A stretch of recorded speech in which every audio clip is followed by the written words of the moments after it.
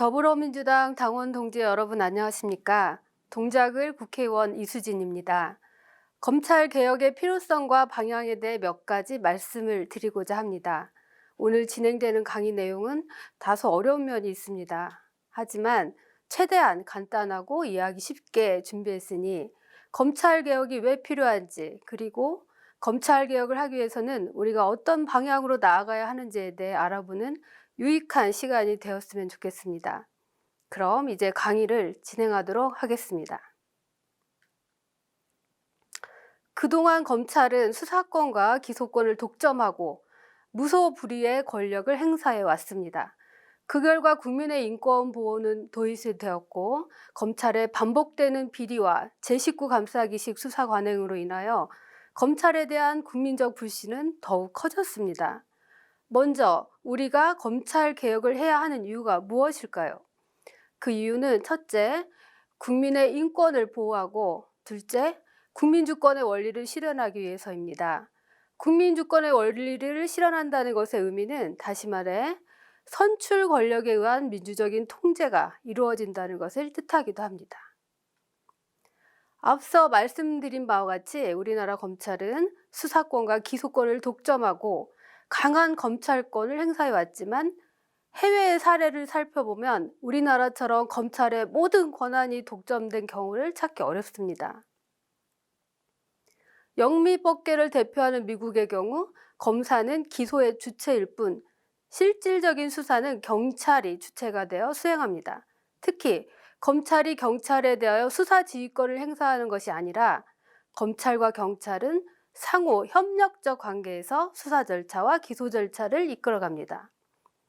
우리나라의 경우에는 최근에 이르러서야 형사소송법의 개정을 통해 검찰이 경찰에 대하여 수사권을 행사하지 못하도록 규제 장치를 마련했으나, 형사소송법 개정이 되기 전까지는 검사가 수사관, 경무관 등 사법경찰관에게 수사지휘를 할 수 있도록 규정하고 있었습니다.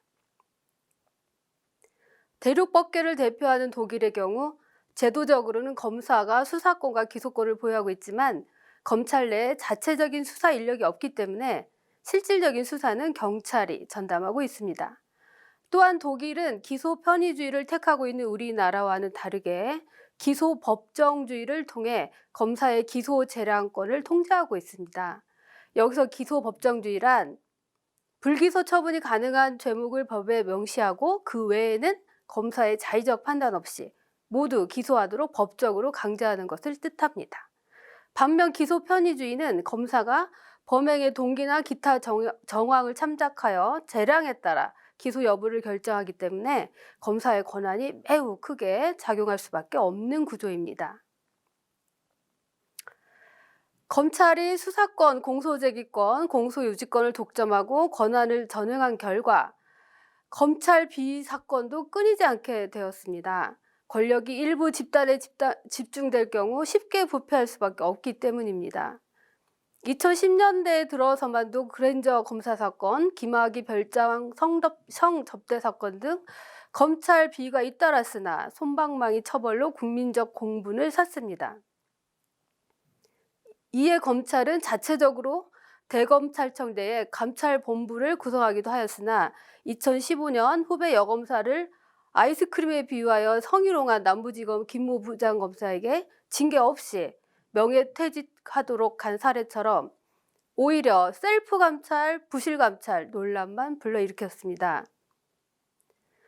검찰이 표적 수사, 별건 수사, 먼지털이식 수사를 진행하고 그 수사 과정을 보수 언론에 흘려서 여론 조작을 하는 방식의 검언 유착 관행도 타파해야 할 대상입니다. 특히 검찰이 수사 과정에서 알게 된 피의 사실을 공판 청구 전에 언론에 흘리는 행위는 형법 제126조 피의사실 공표죄에 해당하기도 합니다. 검찰개혁의 필요성은 검찰의 주요 비위 사건들만 살펴봐도 쉽게 알 수 있습니다. 2010년 40여 명 검사가 접대받은 부산지검 스폰서 검사 사건은 2010년 4월 PD 수첩을 통하여 대중에게 알려졌으며, 건설업자였던 정모 씨가 다수의 검사들에게 스폰서 역할을 하였음에도 사건 관련 도움을 받지 못하자 PD수첩에 제보하면서 비롯되었습니다. 정모씨로부터 직무와 관련된 구체적 청탁을 받지 않았다는 이유로 관련 검사들은 무죄 판결을 받았으나 이 사건을 계기로 검찰 내 감찰본부 도입 논의가 시작되었습니다. 2010년 그랜저 검사 사건은 정모 부장검사가 자신의 지인이었던 건설사 대표 김모 씨의 고소 사건 처리를 도와주고 그 대가로 그랜저 승용차와 현금 1,600만 원을 제공받은 사건입니다. 이 사건의 경우 검찰은 김모 대표가 정모 부장검사에게 사건과 관련된 구체적인 청탁을 하지 않았다는 이유로 무혐의 처분하였습니다. 다만 이후에 다시 이루어진 특임검사의 수사를 통해 정모 부장검사는 구속 기소되었고 징역 2년 6개월의 실형이 확정되었습니다. 법무부 차관 성접대 사건은 2013년 건설업자 윤모 회장이 강원도 별장에서 여성 K씨를 성폭행한 혐의로 고소당하였는데 김모 전 법무부 차관이 당시 같은 별장에서 성접대를 받았다는 의혹이 제기되고 관련 동영상이 유출된 사건입니다.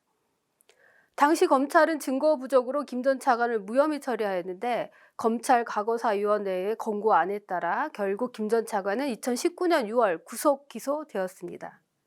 김 전 차관은 2020년 10월 항소심에서 금품 4,300만 원을 받은 부분이 유죄로 인정되어 징역 2년 6개월의 형을 선고받았으나 별장 성접대 부분은 공소시효 만료를 이유로 면소 판결이 선고되었습니다. 넥슨 주식 수수 사건은 진모 전 검사장이 2016년 넥슨으로부터 회사 내부 정보를 듣고 주식 매수 자금 4억 2,500만 원을 수수한 뒤 넥슨의 비상장 주식을 취득하여 120억 원대 시세 차익을 얻은 혐의로 구속 기소된 사건인데 이는 현직 검사장의 첫 구속 사례였습니다. 그러나 추상적이고 막연한 기대감만으로는 직무 관련성이나 대가성을 인정할 수 없다는 이유로 주식 취득 부분에 대하여는 무죄가 선고되었고 진모 전 검사장이 자신의 처남 회사 일감을 대한항공 측에 몰아준 부분에 대하여만 유죄가 인정되어 징역 4년형이 확정되었습니다. 물론 검찰개혁을 위한 노력이 없었던 것은 아닙니다. 민주당의 검찰개혁은 오랜 역사를 갖고 있습니다. 국민의 정부에서는 특별검사제도가 도입되었는데 특별검사제도란 대한민국 검찰청의 고위간부가 수사의 대상이 되거나 검찰 수사에 영향을 줄 수 있는 고위공직자가 수사 대상이 됐을 때 실시하는 제도입니다. 국회에서 해당 사건에 대한 특별검사법이 통과되면 독립적인 지위를 가진 특별검사가 사건 수사에 나서게 되는 것입니다. 참여정부에서는 비검사 출신 강금실 법무부 장관을 임명했었습니다.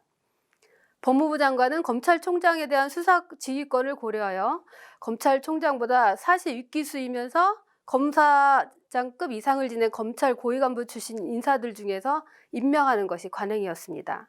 그런데 판사 출신이면서 검찰총장보다 사법시험 기수가 아래였던 강금실 변호사를 최초의 여성 법무부 장관으로 임명함으로써 검찰의 순혈주의, 기수 중심주의, 남성 중심주의를 혁파하려는 노력이 이어졌습니다. 두 번째로는 검찰총장의 인사청문제도 도입이 있었습니다.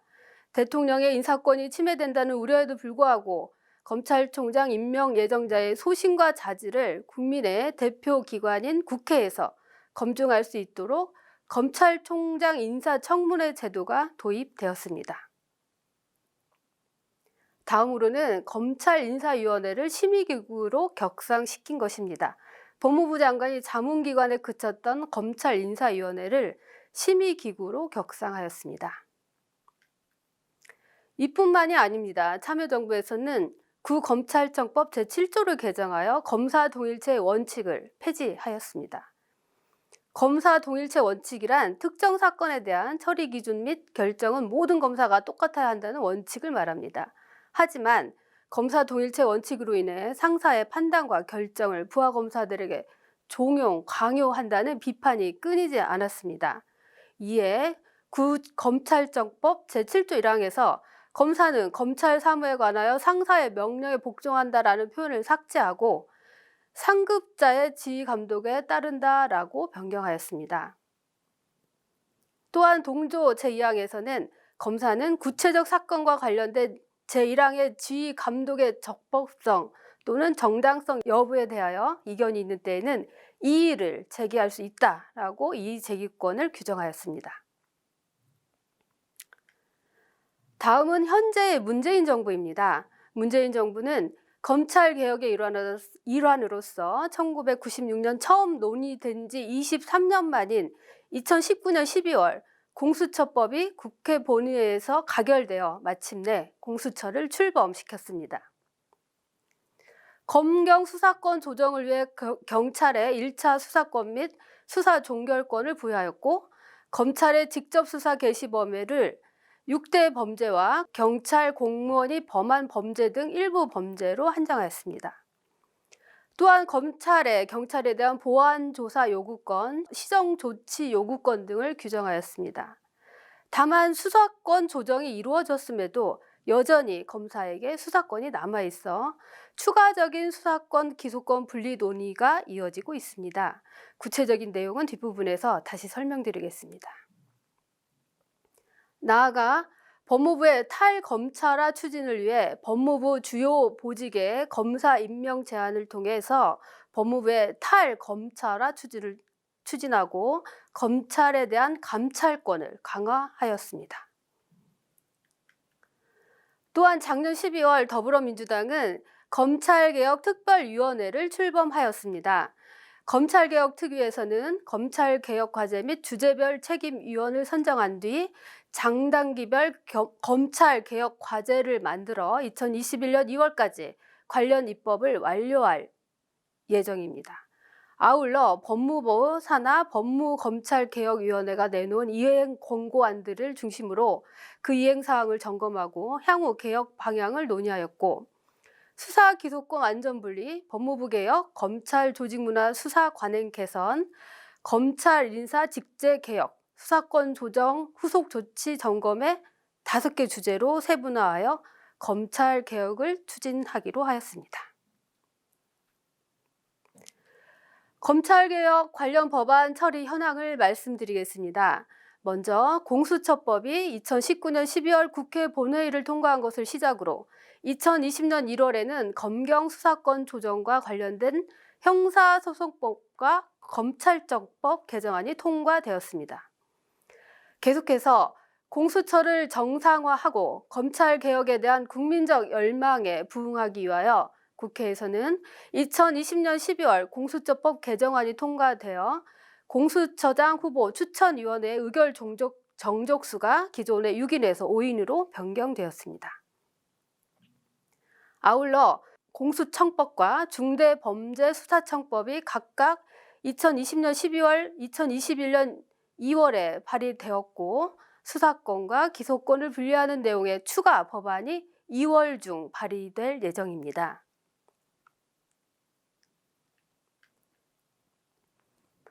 다음으로 고위공직자 범죄수사처와 관련된 내용을 설명드리겠습니다. 고위공직자 범죄수사처 일명 공수처는 고위공직자 및 그 가족의 비리를 중점적으로 수사 기소하는 독립기관으로서 검찰이 독점하고 있던 고위공직자에 대한 수사권, 기소권, 공소유지권을 이양해 검찰의 정치 권력화를 막고 독립성을 재고자 하는 취지로 도입되었습니다. 공수처의 수사 대상은 대통령, 국회의원, 대법원장, 대법관, 헌법재판소장, 헌법재판관, 국무총리, 중앙선거관리위원회 정무직 공무원, 판검사, 경무관 이상 경찰 공무원 등이며, 이 중 판검사 및 경찰 공무원에 대하여는 공수처가 기소권을 갖습니다. 또한 공수처는 고위공직자 및 그 가족이 범한 직권남용, 수뢰, 허위 공문서 작성 및 정치자금 부정수수 등의 특정 범죄에 대하여 수사를 합니다. 검경과 중복되는 범죄 수사에 대하여는 공수처가 우선 수사권을 보유하며, 다른 수사기관이 범죄를 수사하는 과정에서 고위공직자 범죄 등을 인지하면 그 사실을 즉시 공수처에 통보해야 합니다. 그런데 검찰은 여전히 검찰청법 제4조 제1항 제1호에 따라 부패, 경제, 공직자 선거 방위 사업, 대형 참사의 6대 범죄 등에 대한 직접 수사권을 보유하고 있습니다. 이는 검찰의 수사권과 기소권이 완전히 분리되지 않았음을 의미하는 것입니다. 검찰개혁의 당초 목적이 수사권과 기소권의 독점에 따른 폐단을 개선하기 위한 것이었다는 점을 고려할 때 국민의 인권을 보호하기 위한 추가적인 제도 정비가 필요합니다. 이에 작년 12월 검사의 직무를 공소의 제기 및 유지에 필요한 사항, 법원에 대한 법령의 정당한 적용 청구, 재판 집행 지휘 및 감독으로 제한하는 공소청법이 발의되었습니다. 공소청법으로 인해 검찰에서 분리된 직접 수사권을 수사 전담 기구에 이관한다면 비로소 완전한 수사권과 기소권의 분리가 이루어지는 것입니다. 올해 6월까지 관련 법안 통과를 목표로 하고 있습니다. 영국의 정치인이자 역사가인 존 달버그 액터는 권력은 부패하기 쉽고 절대 권력은 절대적으로 부패한다라는 말을 하였습니다. 대한민국 검찰이 보유한 비대한 검찰권이 결국 부패한 검찰을 만든 것입니다. 그동안 절대 권력으로 군림한 검찰 조직을 합리적으로 축소하고 검찰에 대한 실질적인 견제책을 마련해야 대한민국이 검찰공화국이라는 오명에서 벗어날 수 있습니다. 그리고 그것은 결국 국민의 인권 보호와 국민주권 원리를 실현하는 진정한 길이 될 것입니다. 감사합니다.